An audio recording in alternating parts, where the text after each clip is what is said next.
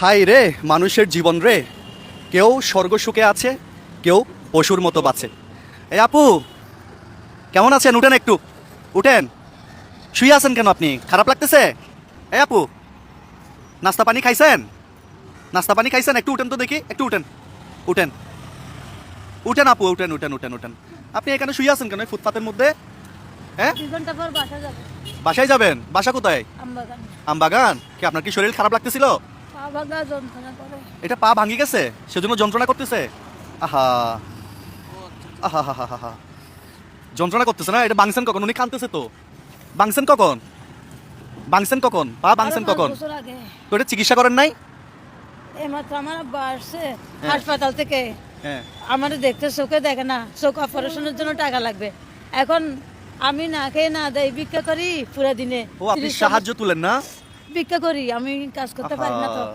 জমিদারের ঘর ভাড়া নিচ্ছি যে 2000 টাকা, 2000 টাকা কোত্থেকে দিব আর নিজে কিভাবে খাবো? 2000 টাকা দিতে পারতেছেন না গড়বেড়া? হ্যাঁ, তো এখানে শুয়ে আছেন কেন? কি আপনার কি শরীর খারাপ লাগতেছে বেশি?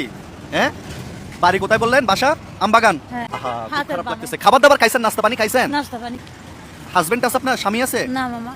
আচ্ছা উঠেন, একটু উঠেন, আপনি উঠেন, উঠেন।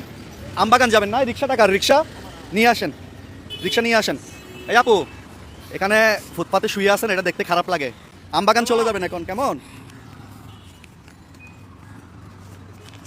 আল্লাহুম্মা ফাতিহা সামাওয়াতি ওয়াল আরদি ধরেন তো, এখানে কত দেখেন? ওয়া শাহাদাত কত দেখেন একটু? রহমানুর রহিম।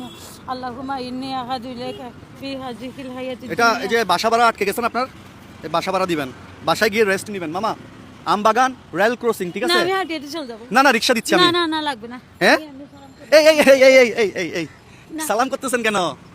কিছু হবে না। ওই যে মহান সৃষ্টিকর্তার কাছে শুকরিয়া আদায় করেন একটু। আল্লাহ আপনাদেরকে ভালো রাখুক, বাঁচায় রাখুক। মানে রিজিকের মালিক কে? আল্লাহ।